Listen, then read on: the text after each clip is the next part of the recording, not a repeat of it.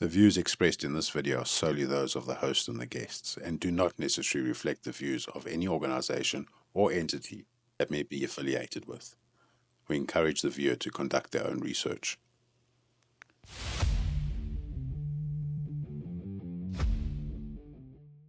Good evening and welcome to another episode of the PackBreakers, a show about tobacco harm reduction and the people of tobacco harm reduction. Tonight we have another special guest. In fact, all my guests are special. Is Jason Williams. I've actually never met Jason Williams. This is the first time I'll be meeting Jason Williams. But we have communicated a lot on socials, and he co-hosts a show on the Foggers Vape Shop show every second Thursday or every 2 Thursdays. Yeah, there we go. You can hear him in the background. A very interesting character, wonderful to watch. Not only does he do some vaping stuff, but he also does some food stuff, and a very entertaining gentleman. And I'm very glad to have him on the show this evening. Let's bring Jason on.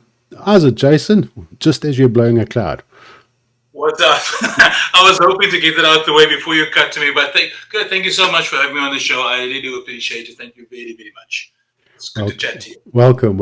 It is. It is finally good to put a face to the name and actually have a conversation rather than just typing away. Jason, I'm sure you've seen some of the shows, the PackBreakers. Yeah, it's just an interview, and we'd like to hear about your story as a person that uses vaping products. So it's now become almost a tradition. The first question is that, Jason, were you a smoker before you started vaping? I was the best smoker. I was the biggest smoker for the longest time. And yes, vaping is what got me off smoking. Okay, so I mean, can you give us a bit more details? How long did you smoke for? I mean, when did you start smoking? How many cigarettes would you smoke in a day? So I started smoking, I think, mid-high school here somewhere. Look, I'm 47 now, so I'm not going to do the math. I forgot. I can't do the numbers. But mid-high school year, I started smoking, and towards when I finally quit, I was probably on about a pack to a pack and a half a day. A pack of 20s and a half, so probably about 20 to 30 cigarettes a day for most of my life. I only actually quit about possibly 4 years ago, after many attempts, and I had done everything to try and quit smoking. I mean, the gum, the hypnotherapy, the books, I had done everything. Vaping is what eventually got me off. I managed to kick the habit with vaping. I mean, I can get into it.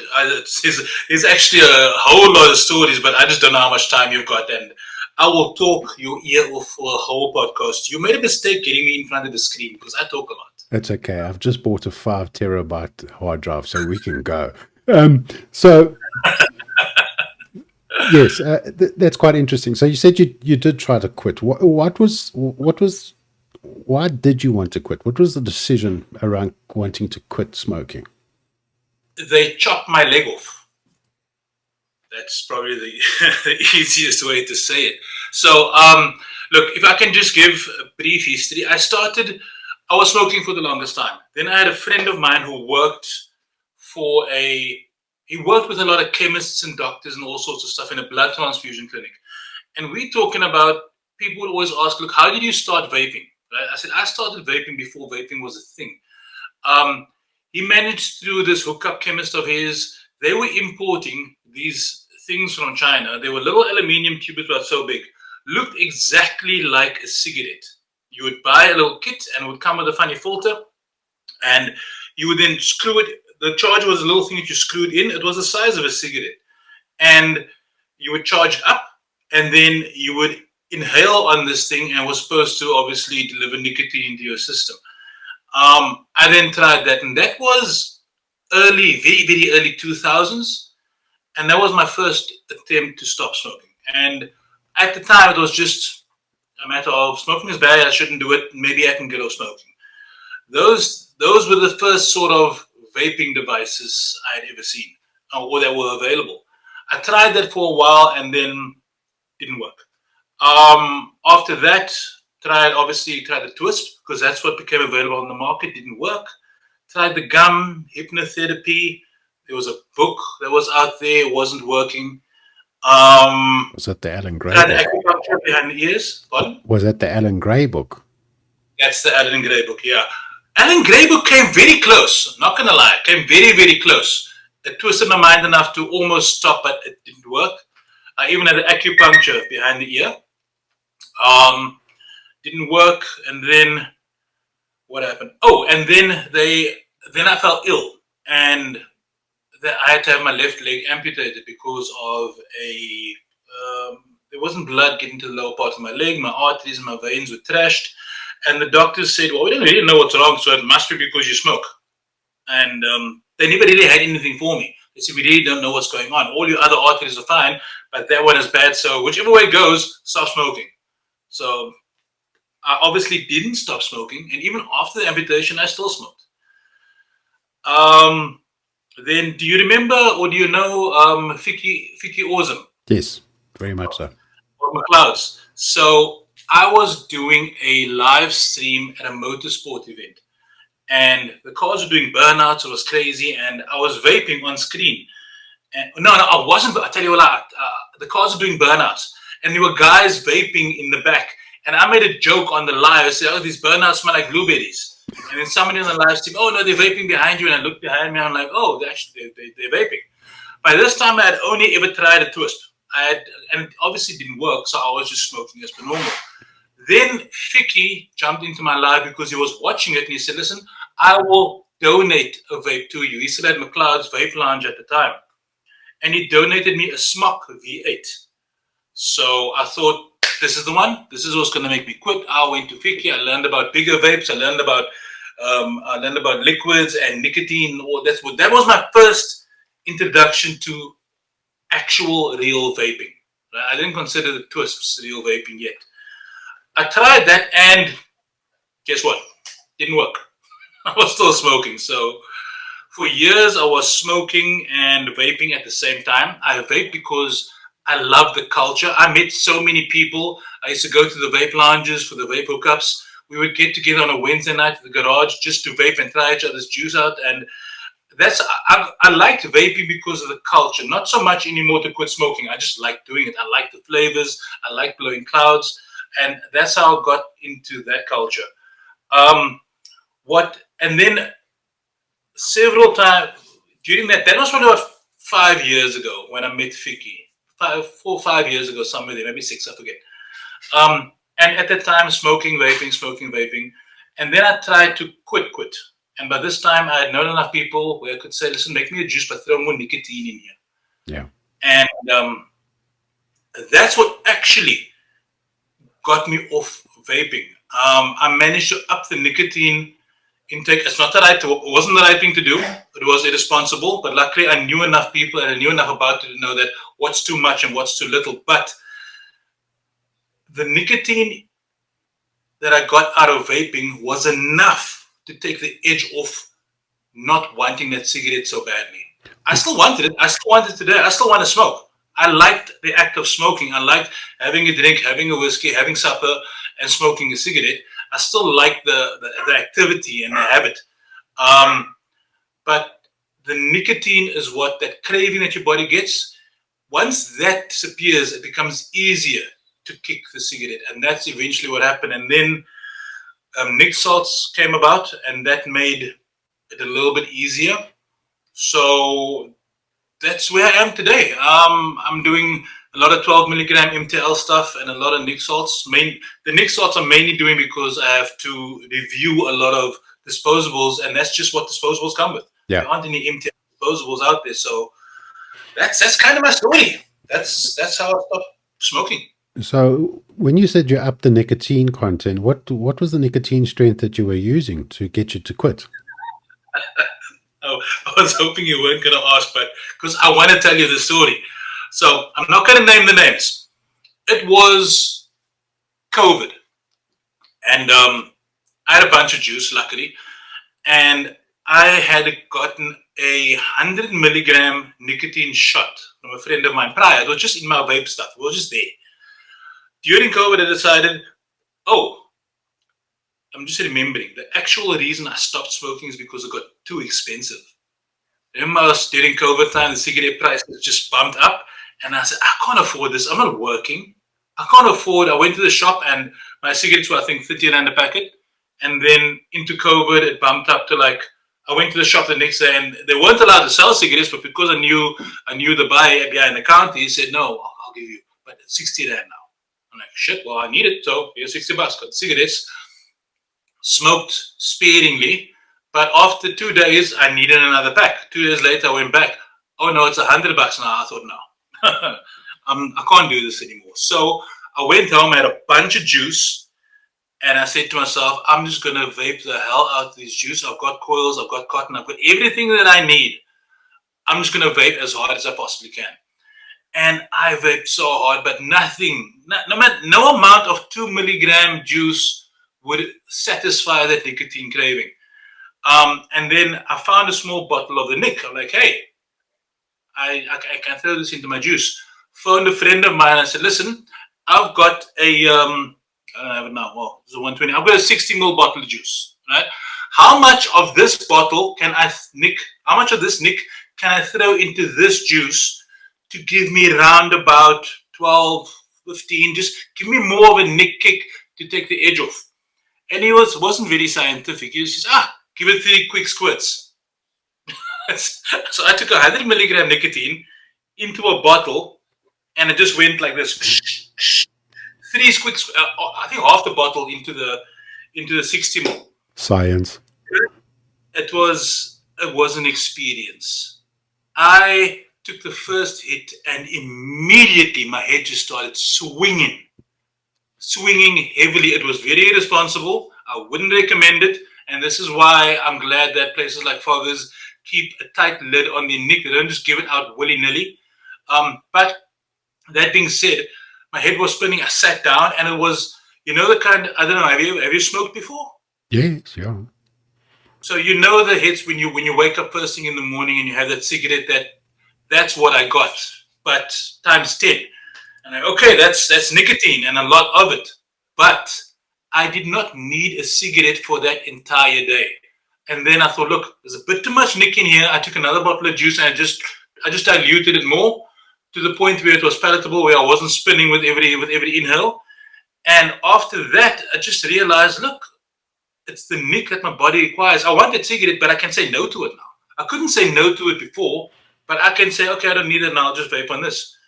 And this is why I think, with all the back and forth with vaping where it is today, even though you can now buy vapes over the counter, the Nick salt stuff in 5% is where it's at if you want to quit vaping. The idea is get the nicotine into your body so you don't crave the nicotine anymore. Vape this nice strawberry stuff, and then don't get all those other carcinogens into your body. That's where I think it's at nowadays. So you basically quit on an unknown percentage of Nick in your juice. But I'm hoping 100%. That you've now whittled your way down the nicotine. Or do you still just use those 3 squirts? And if you want it stronger, then you use your right hand. If you want it slightly weaker, you use your left hand. 100%. Science.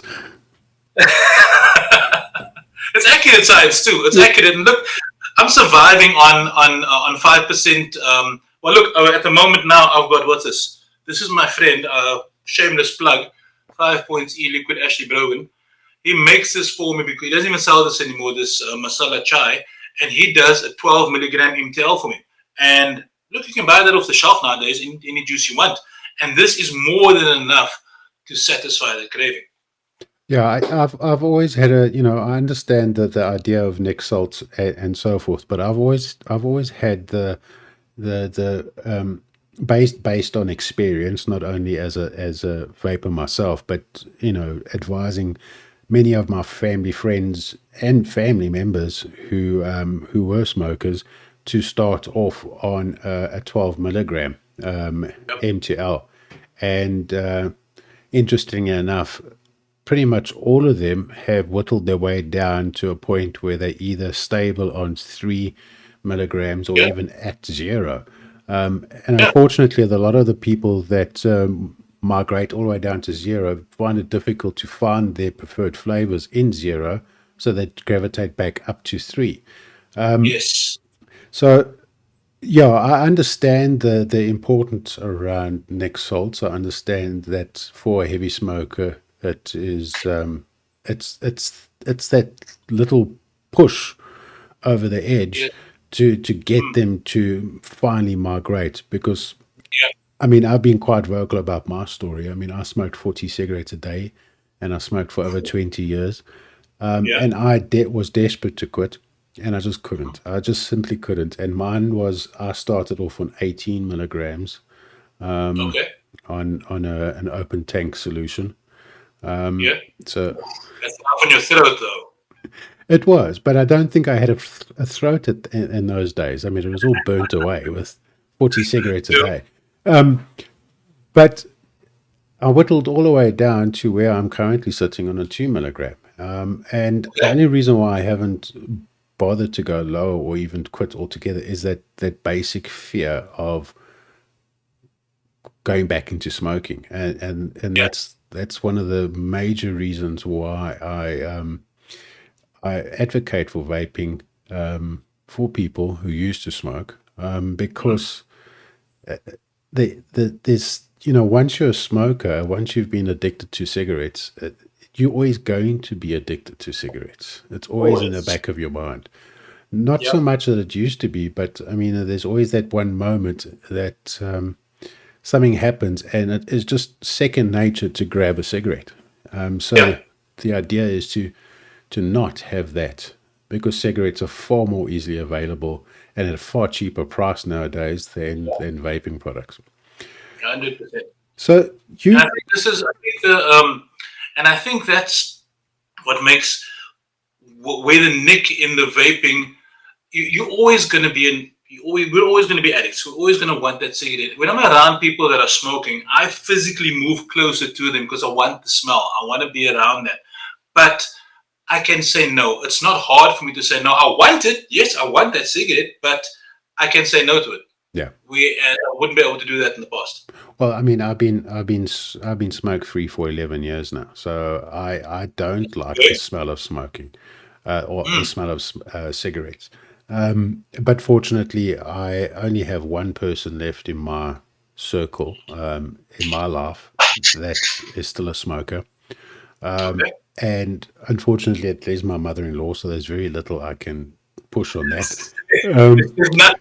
Just let it go. Just yeah, let that one.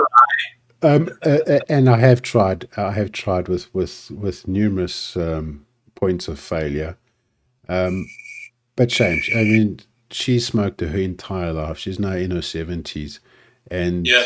it's not going to happen. I noticed Yeah. that with my mom before she died. There's no ways. It's just doesn't.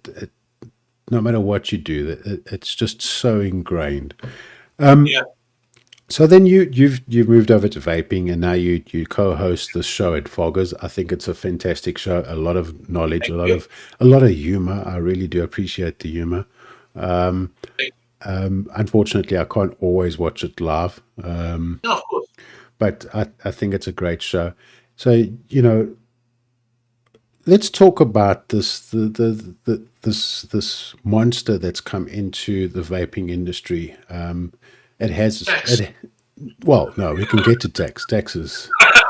Yeah, the disposables. I mean, what is the situation like in Cape Town? I mean, because there are two very different markets. It's always been two very different markets. Cape Town likes a particular juice. They like a particular flavor profile. So, what is the disposable situation like in Cape Town at the moment? So disposables, and I just assumed Joburg would be the same, or anywhere out of Cape Town would be the same. Sorry, I just refer to Joburg because that's anything the other side of Worcester to a Cape Townian is Joburg. End of story. So anything outside there. But disposables locally. Um, First of all, I am all for disposables. I really am, and I'll get to that. But I do think, and I know with this legislation has done a lot. how do I say this without opening up too many cans of worms? It's look like with cigarettes, right? You don't sell to under 18s, all that kind of thing, right? So disposables in Cape Town are huge. I think mainly because of the convenience of it. I mean, I still buy disposable. I'll show you right now. Oh, I was at the racetrack the other day and I forgot my vape or did something and I bought a disposable. Yeah. Because it's there. If and that's a good thing because anyone else that's just coming off cigarettes, like, oh, I left my vape, you're gonna go buy cigarettes. Now you can buy a disposable. So in my mind, it's a positive, right? I don't think and as far as flavors go, Cape Townians specifically like disposables because we like, well, not we, but I think most of the guys that vape in Cape Town like a lot of flavor. I mean, too much flavor to be an all-day vape. And disposables have that. There's just way too much flavor in those bad boys. Or they like a lot of ice. I'm okay with the ice in disposables. Disposable ice is usually very pronounced, which I'm okay with. So that is the vapor. And my psychology, or the way I think that works, is if you're going to try a disposable for the first time, your first hit is your first impression. You're just going to think to yourself, oh, it's got lots of ice, it's got lots of flavor, this is amazing. You're not thinking about half an hour down the line when you're vaping on this thing all the time, it's going to be too much for you. Yeah. So I think that disposables in Cape Town or globally are a good gateway into getting into vaping and off cigarettes. If you can kick that packet of 20s or 30s to the side, use a disposable, and then eventually upgrade to some sort of a smaller device, an MTL device or pod system or something like that, where the flavors are a lot better. The juices are a lot nicer, I think. I think it's a good way to start, honestly. Well, it is. It is definitely a good way, and I was really anti-disposables for the longest time. I remember. And what pushed me over the edge is, and I actually expressed this at an international conference, is that I was trying to get my cousin, who is a former smoker, a very heavy smoker. She was one of those ladies that you always saw a cigarette in her hands. Yeah. And she smoked for a good 4 decades. Sure. And I had given her countless stuff, countless pods, countless small single battery devices. Nothing ever took, and I was just so disappointed that I've given her everything that I can possibly. I would go out and get her a Twisp, or go out and get her a Voos, and I would go out and get her a Caliburn, and I would try different flavors, tobaccos, you name it. I went to nth degree. And I hadn't seen her for about a month or two. And I'll never forget this as long as I live. I walked into her house. We have that kind of relationship. I just walk in kind of thing. And yeah, she is sucking on a disposable. And I'm going, and now, what now? No, I haven't smoked for 3 weeks. Wow. And I said, what are you talking about? You got this piece of crap in your mouth, and I've been giving you, all of these other devices that you've either lost or handed them back or threw them out the car, or I don't, but now you walk. Super high quality, expensive stuff too. You're talking Caliburns and that kind exactly. of thing. Exactly. I mean, it's like, and now you're sucking on this little brightly colored. $100 on the garage. I'm good. And I was like, and well, what? How? I mean, what? She said no. Her friend came along. She quit smoking with one of these things, and she gave me one, and that was 3 weeks ago, and that's 18 months ago. She now is on one of those small Vaporesso pods. Okay. She loves the little Vaporesso pods, and she is on 0 milligrams. 0. Wow. I could can never get into 0 milligram, not because, well, probably because of the nick, but no nick in a juice changes the flavor. The thing is that, and that's what I explain to people, is that I understand that, for a purist like myself, and that it's a hard lesson, is that someone that you have is so close to you, that you've been working with for so long to help them quit, and suddenly this thing that you've had such an objection to, because you see the fact that it, and then I explained to these people. It was almost like a course I was giving to new advocates on the World Vapors Alliance. As I said, just be very careful that you don't fall into the same trap as people that are anti-vaping. Is that it's the individual that counts. It's the individual that you're trying to help. And if you don't provide them with all the information, with all the knowledge that's required for them to make the right decision, I was in the way of her quitting earlier because I had never presented her with a disposable. Because of my objection to a disposable. Yeah. Yes. And that's the tipping point for me, is that I agree with you that disposables should be available. And I agree 100% that disposables, or any product that contains nicotine, should not be provided or sold to people under the age of 18. And I agree some of the packaging and that is completely inappropriate. And I agree some of the marketing is really inappropriate. However, it's the convenience factor for a person who's trying to quit smoking, like my cousin that was a heavy smoker for so long. If that disposable is not at that cigarette counter and she cannot see it, the first thing she's going to go is to her regular brand of cigarettes that she's been smoking for 4 decades. Yeah. So that's the power of the disposable. However, in saying that, is that with that same information, it needs to be very clear that the idea is to whittle down and look at other devices. But once you've walked through that door, then you become more exposed to these things. You're speaking to more and more people around vaping, because now you're no longer looking at it as a foreign device. It's now something that you're using, and naturally you want to be more interested. And she, she's now big. I wouldn't say she's an expert by any stretch of the imagination, but she knows exactly what she's looking for. Yes. She knows exactly what suits her style, and she knows exactly where to get it, and she knows exactly what nicotine strength is, and as I said, she's now in 0 milligrams, and she's AFA away, and she's now got, I don't know how many vaporesses are lying around the house, because she's petrified that she's going to lose them. Yes. So yes, that's the double-edged sword. Obviously, there's the whole issue around environmental impact of disposables. That is a concern. So, yeah, that is very interesting. We've seen, check this camera. We've seen. It's back in frame now. It's good. It's not showing the other side anymore. Yeah.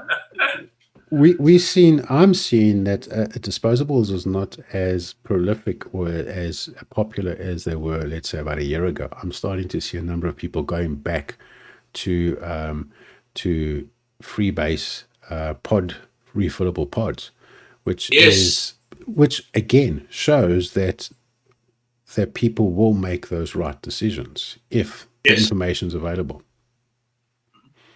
So I think when it comes to disposables, I say to a lot of people, and I'm guilty of this as well. I mean, up to this day, even though I know it's wrong, I still do it because of habit, and we need to be adults about it. I know what my shortcomings are, but if I'm honest about it, I mean, it makes no sense to lie and mislead people about vaping. These over here are good for all the reasons that we've said, okay? Especially if you use it to get off cigarettes, okay? So let's assume, like the friend of yours, she's now kicked cigarettes. Okay, she's down to a 0 milligram in a pod system. But these disposables, because they're so convenient, because you can just buy them, and because they all come in 5%, which is the most nick that you can get into your system via a pod system, these are so easily accessible. And we vape on them way too much. I know that's not what any vape store wants you to tell people, because let them vape more, let them come buy more. But as a from a health perspective, look, it's no use we saying get off cigarettes that are unhealthy, and then you just suck down one of these every half a day. The thing is, if you're moving from cigarettes, here's the analogy. When you smoke cigarettes, you can't just light up a cigarette anywhere. More often than not, if you don't smoke in your house, you'll go smoke outside on the stoop. If you're in the office, you can't smoke. You'll wait for your tea break. So you've got these long breaks between where your body craves some nicotine. You give it a little bit of nicotine, and you put it down, and you come back later. The problem with these, and when I was in an office environment, I could just vape on this any time of day, and I did all the time. So instead of me giving my body short bursts of nicotine, I was just like this all the time. Why that's bad is it tastes nice, yeah, but it's just nicotine, nicotine, nicotine. It's too much, guys. It's too much. If you can, the idea is treat this like you would have treated a cigarette. You know, keep it in your pocket, vape only. Give yourself a break, between vaping, and that is a problem that I find with these disposables, unfortunately. But that, I think that's also a problem because of the salts. I mean, the salts are a lot smoother on you. And that's why I think MTLs, particularly freebase MTLs, are the right way to go. But I mean, once again, it's nicotine is not the issue, really. It's the combustion that's always going to be the issue. Yes. Your body's going to tell you when you've had enough nicotine. Your body, so and again, I mean, my cousin is a prime example from smoking enormous amounts of cigarettes a day to a 50 milligram disposable to now within 18 months to zero nick in a pre-filled pod. It's a proper story. And that's just by going through the process. And that's, when we do these surveys, which I must remind everybody here that the surveys will be kicking out soon again, is that when the last survey we did, we noticed that a majority of individuals had started high and worked their way down to a 2 or 3 milligram nicotine. So the interesting thing about that is if you look at the most popular nicotine replacement therapy, which is the gums and the lozenges. We're not talking about the patches, because the patches are on prescription, but the nicotine replacement therapies that are not on prescription, which is the gums and lozenges, they come in 2 or 4 milligram strength. Okay. So there's a correlation between people gravitating, smokers, people that smoke, gravitating to a 2 milligram, 4 milligram. Pharmaceutical companies knew about this in the 80s. And therefore we got the 2 and we got the 4 milligram gums and lozenges. So, I agree with you that you do find yourself sitting there with this thing permanently attached and you do vape on it for some time. But it's I don't believe the nicotine's really the big issue here. It might keep you vaping for longer, but certainly it's keeping you away from the combustion. Yes, it's the lesser of the two evils, and it's a lot lesser of the two evils. I've got a good question. So you were saying that when these disposables first hit shelves and they started making their way, you were obviously anti-disposables. Why were you anti-disposables? What didn't you like about them? I think from my standpoint, I mean, I started this journey from advocacy in 2017. So whenever there is something that is going to create a stir, and disposables were certainly going to create a stir because of the convenience and the colors that come in and so forth, it becomes a knee-jerk reaction to, oh, here we go, we've got to deal with this nonsense now. We've just covered the popcorn lung stuff. Now we've got to deal with this nonsense. So it was just purely based on a fear that it's just standing in the way of progress in our advocacy and in promoting vaping, because now we've brought out this thing that's clearly going to cause an issue. It was nothing to do around science. It was nothing to do around evidence. It was purely based around me having, seen an innovation that Mm. was quite clearly not something that I had advocated for, which is an open tank, free base market for adults, so forth. But when I started seeing older people that have Mm. struggled to quit smoking, suddenly use these products and use them successfully, but not only that, give them the opportunity to migrate to something that I have become, which is far more familiar to me. That's when, as I said, there was the tipping point. Is that these products do have a market, because the reality is that when people want to quit smoking, and we have to face the fact is that the majority of people that do smoke around the world happen to be marginalized, happen to be disadvantaged, happen to be the poor people in the communities. To get them to now cough up 600 to 1,000 rand for a kit is never ever going to happen. True. So in And then order for them to, maintain that new lifestyle. yeah, so to just have their toes dipped in the water on a cheaper device, and it takes 10 people away from smoking, that's a good thing. That's an Yeah. absolute good thing. So now let's look at another thing that causes enormous amount of controversy is youth. What's the youth vaping situation like in Cape Town? You go out about, you go to Yeah. a whole host of places. Yeah. Yeah. So have you It's seen? yeah. Unfortunately, I have seen it. It's no use trying to hide the fact that it happens. And look, I'm always gonna suggest places like Foggers. I mean, they are properly walk in the door. Where's your ID? No, they send you out. But there's unfortunately a lot of places where, like cigarettes were. I mean, I used to run to the shop to buy cigarettes for my mother. Um, yeah, it's a little bit harder, but it's not impossible. There's kids walking around buying these vapes because it tastes nice. It tastes nice. It's got that cool factor to it. So unfortunately, that happens. There's nothing we can do to stop it. We can do everything that we can to with the stores, with not selling to the youth. But there's the filling station. There's nothing stopping a kid from buying it over there. The filling, if the garage attendant gives him a vape, he gives him a vape. There's nothing stopping it. So I see kids vaping all the time, and you know, I, I've not gotten to be that old man yet where I say you shouldn't be vaping. There's nothing I can do to stop them, But we should be somehow advocating to parents. We say it out loud all the time. No under 18s, But it's just such a big hole to plug. I don't know how we're going to win that battle. Well, it's actually quite interesting because you said it's the flavors, and it tastes nice, but I honestly don't believe it's that. And the reason why I say this is if we look, for example, at the smoking rate amongst youth, Mm. according to the Adult Tobacco Survey, which was conducted in 2021, 23.6% of people Yeah. between the ages of 15 and 24 were smoking cigarettes. Okay. And that has gone up from 12 point, or let's just say 12% in Yeah. 2012. So within a decade, from 12% to 23, call it 24%, that's doubled, really. And that's on smoking, and there's no flavors involved around that.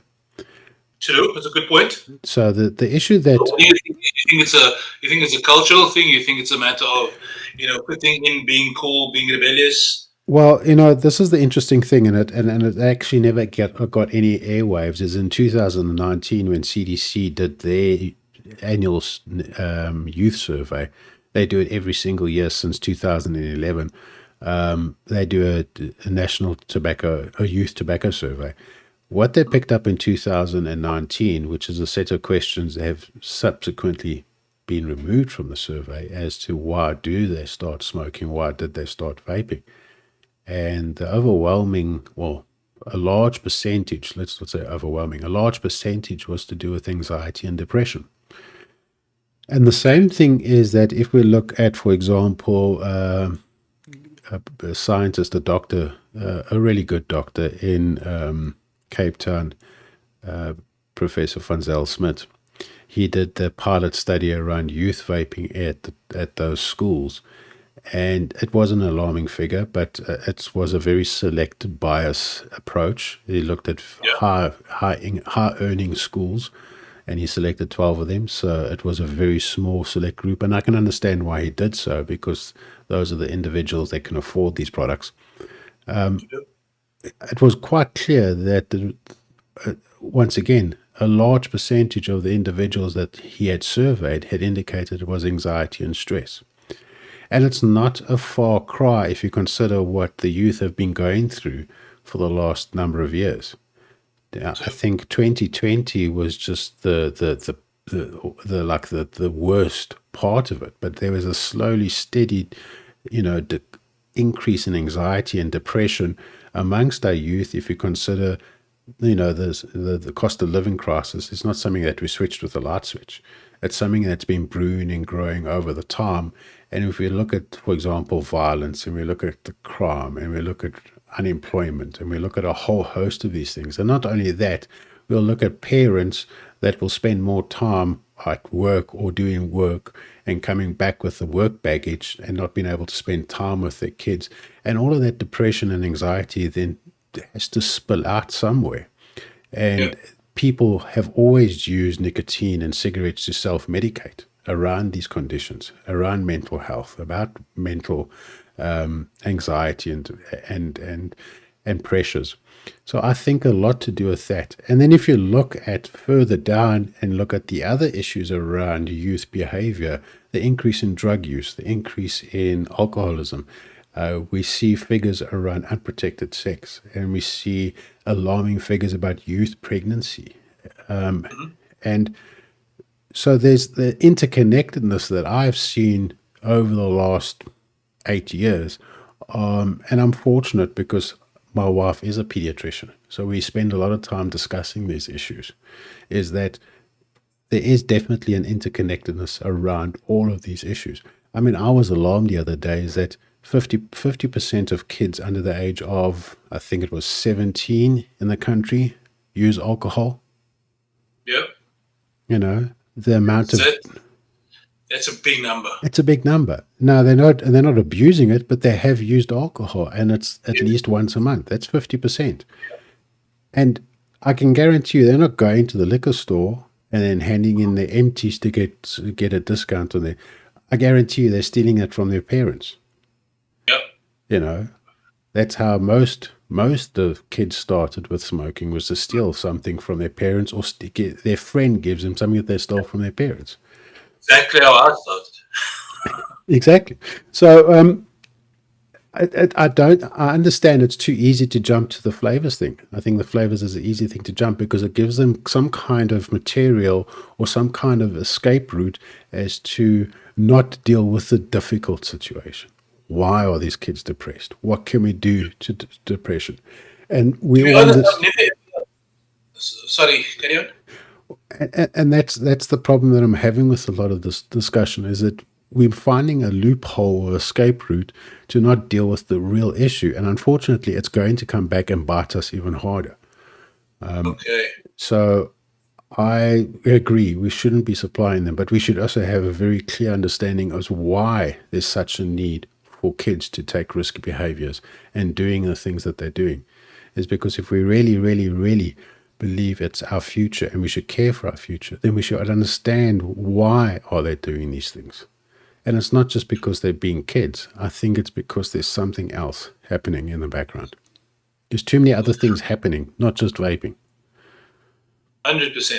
And listen, I'm so glad we had this conversation now, because you just opened my eyes up to something that I've never paid much attention to. Like you said, myself, like most any other people, even though I'm so involved in this industry, but not involved the way you are, that's not something that ever crossed my mind. I just thought, well, it's kids, these things taste nice, that's why they're vaping. They're doing it to be rebellious, they're doing it to be cool, to fit in society. And yes, I'm sure all of those things play a part, but there is an underlying cause which makes a lot of sense. And especially with you explaining it, this is why I'm such a big fan of Vaping Saved My Life and what it is that you do, because I mean, I don't think people appreciate what you do enough. You do so much behind the scenes with regards to research and that kind of thing. And doing a lot to just keep vaping alive, if I can put it that way. So I appreciate you guys. No, Thank you so much. thanks, Jason. Thanks. Yeah. So, I mean, it is an important thing. As I said, my wife is a pediatrician, and child health and child care is very important in my household. And I just think that we take the easy route to just blame somebody else. We just make it somebody Yeah, else's problem, yeah, and we remove the opportunity to actually ask the really, really important questions. mhm. So I honestly believe that what we're doing with the tax around vaping products is going to make this problem even worse. Here we go. Just getting to the juicy stuff. Let me just stretch. I've got a lot of talking to do here. I'm teasing. No, I think because unfortunately, there was a perfect storm. We saw the influx of disposables or the growth of disposables, and at the very same time, we introduced an excise based on volume. And Yes, the reality is that the excise doesn't impact the price of the unit that you've just shown there. The smallest yes, 2 mil, yeah. 2 mil. I think that's a 650 puff. I think probably, Yeah, so probably. it's probably around about a 2 mil. So the impact of the excise on that particular device, and that's a 5%, correct? Yes. Yeah. So, There's in no way of creating a scenario where a kid that has that kind of money, and let's be honest, the people that are using these products are not the average South African. As much true. as we're sitting here on this call with our cameras and our microphones, this is not typical South Africa. South Africa is 100%. still a smoking country, and Yes, the majority of people that smoke in this country are smoking illicit, cheap cigarettes. So what we're yes, talking about is a very small fringe population of people in the higher middle to higher income groups yes, that we're dealing with here. Now, if you think that an excise on volume is going to deter a kid from that household or from that income bracket from purchasing that product on a price point, it's gonna fail. However, if you increase the volume, let's say to a 12 mil, to a 30 mil or 60 mil free based 12 milligram juice in an open system, we're now talking hundreds of rands added to a bottle. a lot of money. And So like, that's and those are the these are products insane. and those are the products that adults prefer. And Yes, those are the products where the majority of people who smoke in this country happen to be adults. During my presentation to Treasury, I indicated that 3.5 million South Africans currently now are at the highest risk of contracting cancers, heart disease, lung disease, because those are the 3.5 million South Africans that are over the age of 45 that are smoking daily. yeah, Those are the people who should be talking about. We shouldn't be talking about the 50,000 17-year-olds. We should be talking yeah, about the 3.5 million adults that yes. that that are facing cancers, that are facing heart disease, that are facing lung disease. Mhm. So the tax is a big issue, and unfortunately, it's now with us. What would you like to see in the new tax year? What would I like to see? I assume now I've got a lot of conspiracy theories as to where the taxes come from, and we'll never stop talking about getting into that now. But I've got my suspicions. My suspicions started years ago when I can't remember the name of it, and I think it was BAT or some. It was called Unsmoke Yourself or something. There was a series of videos that was shot for YouTube. I think it's British. I think it was British American No, that's platform. Philip Anyway, Morris. That's Philip Morris. was it Philip? Yes, it was Philip Morris. Yes, and they approached a bunch of people. I was one of them. So I'm in one of their commercials, um, and I found it strange. I mean, this is a cigarette company who's trying to encourage people to stop smoking, not necessarily to start vaping. but just to stop smoking. And I did a little commercial with them, got paid and whatever. But I thought, okay, it's a good message, so I'm going to do the thing. But and years ago I thought something's up, something's happening. It makes no sense for a cigarette company whose livelihood, who makes their money on cigarettes, are making commercials to dissuade people from smoking cigarettes. It made no sense. So even back then, I was something's not gelling here. I think that the tax, the way government and is worldwide is approaching vaping, I think this was premeditated a long time ago. Everything that's happening now is catching all of us by surprise. These people that have been involved in big tobacco, in corporations, in government, saw this many years ago. And they started putting this into play, and it's starting to take shape now. And this is what they planned. Taxes about governments and organizations making money, and everybody wants to make money. Well, can I blow holes into your theory? Please, because I need another theory. I've been shouting this out loud, and I might be wrong. Okay, so it's fairly common knowledge that the modern day e-cigarette was invented by Han Link, a Chinese pharmacist, in 2003. Okay. Yes. It took 10 years for the first tobacco company to get involved in vaping products. And that was an American tobacco company. The name's on the tip of my tongue, but that took 10 years since the invention since the e-cigarette became commercialized. It took them 10 years to do so. In 2019 was when BAT SA bought out TWISP and then moved it over to VOOS. And that deal was only really finalized in 2019. But don't you think that they had been working on that for years prior to when it actually happened? Well, no. I think what these executives and what these individuals were looking at is saying, hang on, we are now facing that Kodak moment. And you and I are both, avid photographers. And we know what happened to Kodak because they decided to stick with film and instant. And interesting enough, I don't know if you know this, but Kodak was actually one of the forerunners in digital space. And they chose not to go digital. They chose to stick to their film business. Now Kodak is no longer a player in the photography world.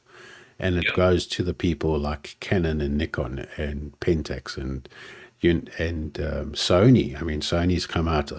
Who would ever have thought that Sony would be so big? Yeah, they made Walkmans, for Pete's sake. Yes. Some of the best cameras on the market. And, so I think what happened is that they finally realized, hang on, we know, for example, in the Western world that smoking is on the decline, slowly but surely. They faced the Kodak moment. And there are some documentation out there that tobacco companies were trying very, very hard to find an alternative to a cigarette company, to a cigarette. But the reality is that the cigarette is such a simple thing to make, and it's such a simple thing to use. And these multinationals are such an enormous machine to move. It does take decades for them to move. But when they do move in a very solid way. So because they've got the money, they've got the experience, they've got the research, and they've got the resources to be able to turn something around quickly if they need to. My point on this is something that Clive Bates has been speaking for some time. And I'm not sure if you're aware of Clive Bates but if you have the time, go look up some of his speeches and some of his articles. And he says that basically the reason why there's such a pushback against vaping is because at the same time as we have these giant tobacco companies out there that are making huge amount of money, in the early 2000s, we started seeing another massive industry grow, and that is tobacco control. So the amount of money that goes into the research around tobaccos and the harm of tobacco has created enormous structures and an ecosystem of specialists and scientists and researchers. And the amount of money that gets thrown at them is ludicrous, absolutely ludicrous. And what Clive is saying, and I kind of agree with him, is that they are also facing a Kodak moment because now we've got a product that they've been fighting for the last 20 years tooth and nail, getting huge grants, huge funding, build careers, get notoriety, get TV space, get fancy awards, and get all of these things. And now suddenly they've got a product that actually is doing the job that they've been promoting or advocating for the longest time, that helps people quit smoking. That's going to, in essence, put them out of a job, because the problem that they were fighting against is now gone. Absolutely. It's now suddenly there's a product.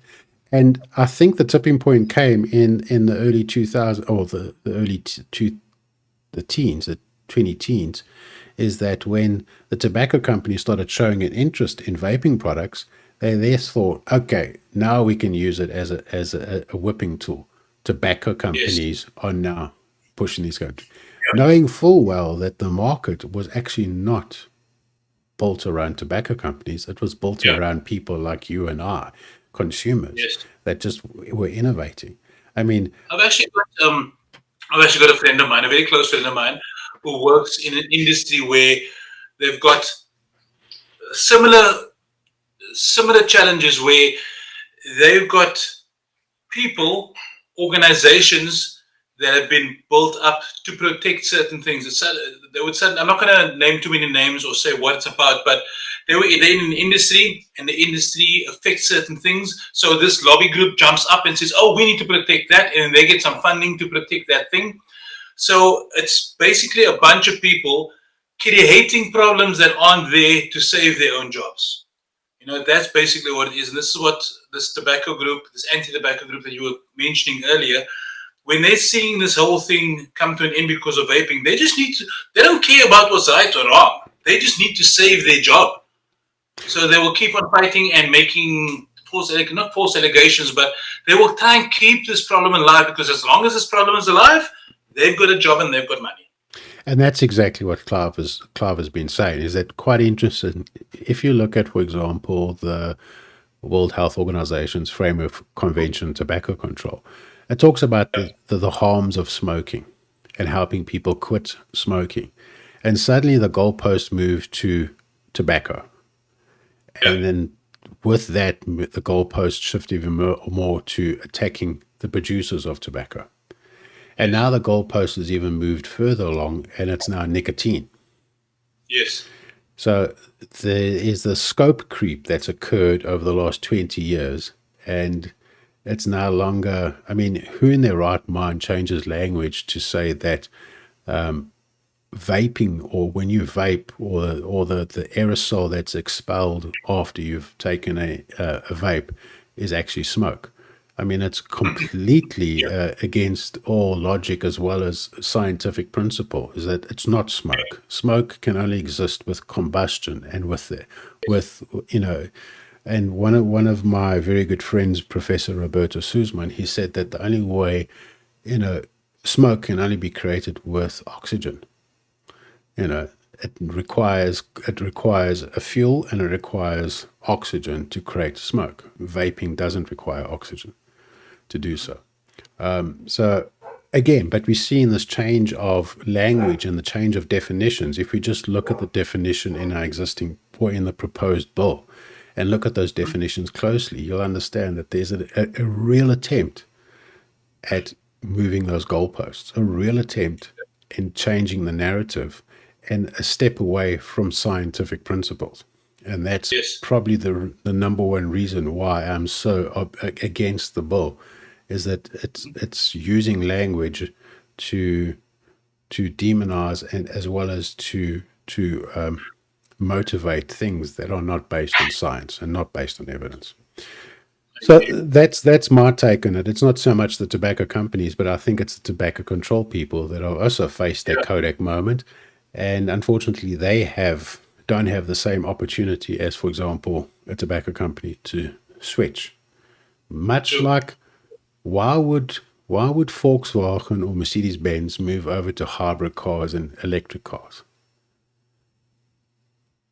Well, I kind of know why, but I get where you're going with it. I know what you're saying. Even though that market is taking a bit of a downturn, and this is sort of what happened with vaping as well, with disposables. We're talking about disposables. You were saying that you've noticed how a year or two ago, disposables were on an increase. They were becoming available. Everyone was buying them, and sales were up here, and they're starting to decline. I think, like with the hybrid, like with the electrics, like with the disposables, every industry that's new that people latch onto is going to hit a peak. Eventually, it's just going to mellow out, and it's going to start it's going to plateau and say, okay, this is where we are now. We've seen this Right? So time and time again. Time and time again. I think that's where we are now with Yeah. vaping. I think it's at a point. You also you mentioned something earlier about tax. Now, you know a lot more about it than I do, but from the little bit that I know, I I'm not against it. I'm not against the tax. Let me tell you why. Well, not so much the tax, but maybe the legislation. Where was vaping when we started vaping in earnest 5, 6 years ago? I knew guys that were making juices in the kitchen sink. They were making juices in the bathroom and that kind of thing. By just putting a few measures in place, and I feel sorry for those guys. My friends of mine, guys, I'm sorry that you can't make juice at home anymore, but it wasn't the right thing to do. It really wasn't. The juice is now being made in proper ISO certified labs. It's clean. You can be confident that you buy from a registered vape seller that your juice is not contaminated. It's clean and healthy. You can trust that it's you're not putting poison into your body.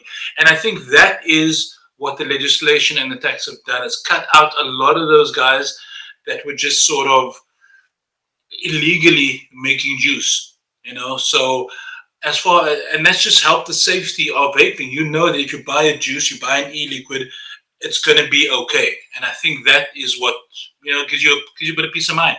So I think that tax and legislation has helped a little bit. There's no doubt about it that standards are definitely required, and that's why the new SABS vaping standards in South Africa is so critical, is because it does provide those guardrails and guidelines that, although it's not enforced by law, it is definitely something that I believe South African juice makers and the South African market should definitely try get a copy of those standards and try work towards having better products available. Legislation and taxation has never ever and will never ever reduce the bootleg market. In fact, in most cases, depending on how rigid they are, it increases that bootleg market. 100%. So we all know about the case of Ivali in the United States. That was a bootleg product. It was a bootleg product made by two boys and their mom in I think it was in Missouri. It always happens in Missouri. So I believe that the more we push hard on legislation and regulations and taxation, the bigger the illicit and black market grows, the more corners get cut, the drop in standards. And, if we look at what's happening in Australia with the amount of restrictions around there, still 98% of the vapors are buying their products off the black market. They've lost all security and guarantee that those products are actually legit. They might look legit, but they certainly won't be legit. And that's because of regulations. If we look at the situation about illicit cigarettes in South Africa, over 60% of the cigarette market is now an illicit cigarette. So, and that all is because we have created enormous amounts of regulations, but unfortunately don't have the ability to enforce it. And that's the other thing about regulations and legislation, is that we have these regulations and legislations we want to introduce into the country, but do we have the ability to implement it, and do we have the ability to enforce it? I don't believe so. So a quick question that I've got for you. With the tax, I believe the tax needs to be there. How much and how little it is, I don't know what the right number is, but we need to get to a balance on this whole thing. But in your opinion, what is your opinion on the tax? Is it good? Is it bad? Or do we need to find a balance? What is your opinion? So I look at it, for example, is that why put in an excise or a tax when there's no regulation on the product? If there's no legislation, regulation on the product, you're taxing something that has no standing in law. So its only feature in law is an excise product. It's considered as a product because it's not deemed by Treasury and SARS as a product, but there's no regulations or legislation around the product. So effectively, if you think about it, SARS is collecting tax irrespective of who purchases it, whether they're 14 years old or whether they're 60 or 70 years old. They're picking up a Yeah. tax. They don't care because of that. And they don't care if the product is made in an ISO lab or the product is imported from some strange lab somewhere in the middle of who knows where. Yeah. It's if there's X amount of moles, if there's 10 moles, then it's 30 Rand and 40 cents for their 10 moles, irrespective of what the quality is and standard. So I think putting the horse in front of the cart here, or putting the cart, in front of the horse, is creating, it's manipulating the system and manipulating the scenario or situation in a very negative way because, as I said earlier, is that we now have kids that will go buy disposables from anywhere because there's no law preventing them from buying an underage vape from a product. There's no law. We're still trying to fight So that law. are you saying get the legislation, get the law and the safety done right first, and then look at the taxing of it? Absolutely. That's the way you do it. The other thing is that we now also have to consider the fact is that we have a third of our country that use tobacco products. A third of our country. We can have these discussions when we have the appropriate numbers. These kind of discussions that we're trying to have in South Africa are better suited for places like the UK, like New Zealand, like Australia, where they've spent the last 2 decades whittling away at their smoking rates to get it to a point where they now need a new thing to push it further. And we've seen in countries like New Zealand and the UK and even in Japan and a whole host of other countries is that when you are slightly more liberal on the regulations on safer products, you see a reduction in smoking rates. But if you're now going to come in and say these things are treated the same as cigarettes and so forth, what message are you sending to people who smoke? What's the point of going to vaping? Because they are just as harmful as cigarettes. Yes. They're just as dangerous as cigarettes. And they're more expensive, so I'm just going to stick to cigarettes. It's a very wrong message. So if we have a situation in the country where we have enormous amount of people smoking illicit cigarettes, we can't get that right. We can't get that down. There's more smokers now than there were a decade ago. But now we're putting in regulation and excise to close that loop, or not a loophole, close that escape route for people to get away from smoking. And we've just had an hour of talking about stories and success stories of people using these products to quit. It's not an uncommon thing. But what the regulations and legislations and excises are doing is that they're manipulating the scenario and manipulating the system in order for them, in order for it to not be successful when we need it so desperately to be successful. Can you imagine we put the same kind of regulations and legislation on condoms? Yeah. And at a time where we are did you know that 40% of the ARVs used around the world are used in South Africa? Wow. That is a huge number. Because we have a problem with HIV and AIDS in this country. Yeah. So what was our solution with HIV and AIDS after we got over that denialism and the African potato and garlic and beetroot scenario? We then started being pragmatic about it. And then the shower. Okay, as long as it's one of those big jets. Yes. What did we do? We started saying, okay, we need to give ARVs. We started to give education programs. We then started issuing out free condoms. But not only that, we started issuing out free condoms in our schools because we knew that the only way you can get people to make right decisions is 1, through education, 2, giving them the solutions that will make them make better choices, and 3, those solutions now become attractive and appealing for them to make. And 4, affordability. These products should be cheaper than cigarettes. These products should be accessible far more than cigarettes. In order I I understand all of that, Kurt, and I get it. I really do. That's what it should be. But I'm never going to not say that the underlying factor with all of this and most anything in any country is just money. When it comes down to tobacco companies or big pharma or whoever is fighting the fight for whatever we're talking about, where is the money going? That's always going to be the bottom line. So with vaping, I think that, like you mentioned earlier, with the codec effect, these people realize they're going to lose money. So let's just create this demon, or let's make this demon bigger, so that we can just stay getting money. And I don't think that them fighting these battles, that's not going to be in the interest of them making money, if I'm making any kind of sense. No, I I think that understand. money is No, the underlying factor. no, I think money is a big factor. Yeah, I think reputation is also a massive factor. Yeah, I think ideology is huge, a huge factor. Yeah, is that yeah, I get it, I get it. Um, but I also understand that they it's an easy route to take, Mm, is to say it costs the South African Department of Health X amount of billions to help people, or to affect or not affect, recover from the damage from tobacco, whether it mm, is with skinny jeans in their ledger, or the amount of corruption.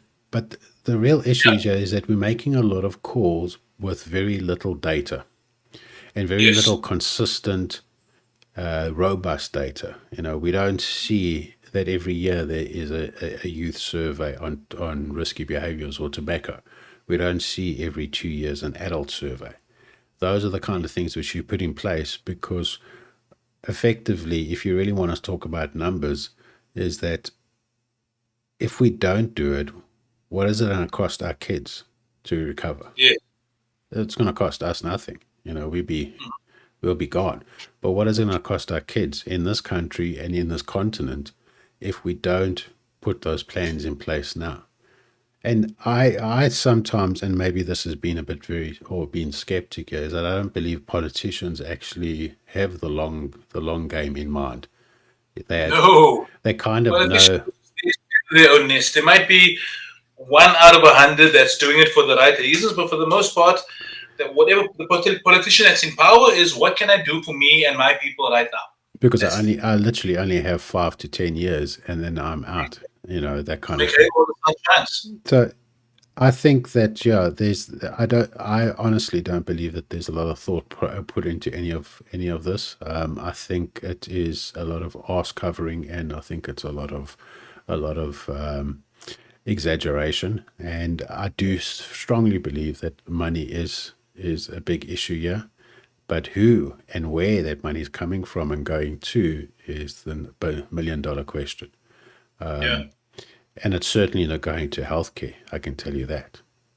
If you Sorry. look at the state of our health facilities, it's not going there. And if it is, it's certainly not going to the bed or to the staff. It's going True. somewhere else. And I Yeah. think as South Africans, we've seen this story time and time again. Can you believe it? It's now well over an hour. I was not looking at the time. Not It's at been all. absolutely illuminating. It's been an enormous amount of fun. In terms of just the last one, if you were given an opportunity to stand in front of the Portfolio Committee of Health or in front of the Health Minister, and I'm not sure to what depth you've gone into the bill, what would you kind of say to them? As a person that was a smoker and now a vapor, what would you say to them with regards to this bill? I I swear a lot. I'd be saying a lot of big swear words, and I would literally say to them, "Listen, you get off." Before I answer that question, I've actually got one for you quickly. When it comes to the laws that get passed locally with, and let's just talk about vaping since we're on vaping right now. Do you think? I know that you are very involved and you're, say, influential. Um, but the laws that get passed in South Africa, Are there copy and paste laws from other countries? Say, well, they're doing that over there and it seems to be working. Let's just do the same thing here. Or are they actually tailor made to suit our local economy and our people? Well, it depends. If you're asking me, I think it's definitely a carbon copy and have written by the same group of individuals. And no, there's definitely not country specific. And we can say this with a level of great confidence because we'll see the same kind of language and the same kind of bills and laws being passed around the world. And there's always the same playbook and it's always the same pattern. We're going to get Yeah. to a point where this bill will eventually become into law, and then we'll see within the bill, particularly the sections around manufacturing and standards, is then the next big fight is going to be around flavors. So Canada at the moment is fighting a flavor ban. Holland and parts of Europe are fighting flavor bans. And then you'll then move on to the next iteration of bills. So depending on where you are and in the lawmaking process, and depending on how efficient your country is in terms of making laws, you'll see that these things have the same pattern. And if I Yeah. speak to my counterparts in other parts of Africa, we'll see very similar language and very similar laws and very similar restrictions in their bills that they're wanting to pass or presenting. I know that there is Nigeria is now in the process that we were a few years ago, where they're having Okay. public hearings, or public participation in a bill that they want to put forward. So the same stuff that we see in there is what we are presenting, and that's why I believe South Africa is such a critical fight. Is it's not just about us; it's about the whole continent. Is Yes. because we have the ability to try water down this bill as much as possible that is based on evidence and science to hopefully become an example for the rest of the continent. But in saying that, South Africa is the only country in Africa that really, pardon me, has a massive smoking problem. The rest of Africa don't have a smoking problem to the extent that we do. They are in the Okay. teens. We are in the 20s when it comes to percentages. So we have a major problem here. So I This think, whole paste bill is not actually the right way to go about it. This is just politicians being lazy, not wanting to allocate budget because say, listen, this works over there, it must just work over here. But clearly, it just doesn't. well, no, and yes, I mean, we also got to think about the guidelines that are set forth in the Framework Convention of Tobacco Control, is where there is a whole host of articles, and each one of those articles addresses something in particular.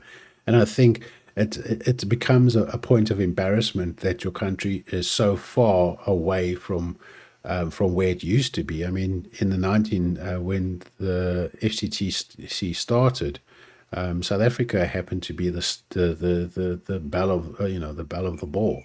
They were the leaders. Everybody looked up to South Africa in terms of their tobacco regulations and their laws. In 1993, when we passed the first tobacco bill, it was unheard of kind of thing. This is incredible. And then when we got to become one of the very first signatures, of the FCTC, again, we became the belle of the ball. Here's this African country that's spearheading into this problem globally, and then we just took our foot off the pedal and hopefully cruised downhill, and not doing the articles that are attached to that thing. One of the most interesting things that grates me and drives me insane is that we want so desperately to be a part of this group again, that we're going to pass this bill, but there are Yeah. three critical articles that we haven't been able to implement that are the most important in this country. And that is, for example, Article 14 that talks about demand reduction and the strategies around providing support and services and pharmaceuticals and treatments to help people quit smoking. We don't have that. Then we Yeah. look at Article 15, which talks directly around the illicit trade. We kind of encourage illicit trade in this country by banning the sale of Pretty much. cigarettes for 5.5 months. We encourage the illicit market. And then we look at Article 20 that looks at how we report and monitor tobacco use in this country. That particular article was passed in 2003. The first time we actually did something about monitoring it effectively, we have stats from previous years, but the first time we actually did a tobacco survey for adults was in 2021. The last time we did a youth survey on tobacco was in 2011. So the three major things that affect smoking in this country, or at least, tobacco in this country, are the three things that we haven't done.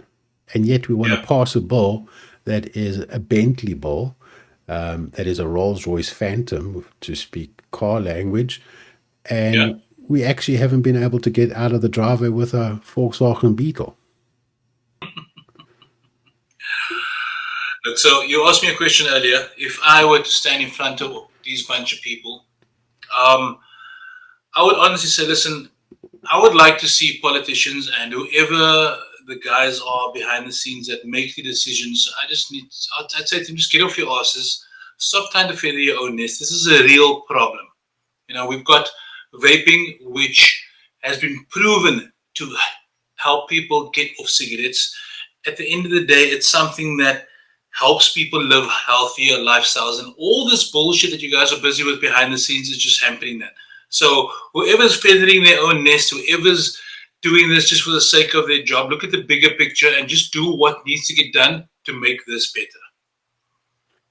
Jason, thank you very much for coming onto the show. It's been really a fantastic chat. Really, thank you. How do people get to see some of your content? I've put something on the screen here. It's Jason Clark Williams on Facebook and Jason Clark Williams on TikTok. Is that correct? Yeah, that is mostly. So I've got those are perfect. That's where I live most of my life on there with mainly the food stuff. And then I do the Vape Life SA. You don't have to worry about that too much, but that's where I do a lot of the vaping stuff. But that's how they would find me. Yeah, and then on the Foggers Vape Shop live show every second Thursday. Thursday, yeah. Yeah. Well, thank you very much, sir. And you have a wonderful evening.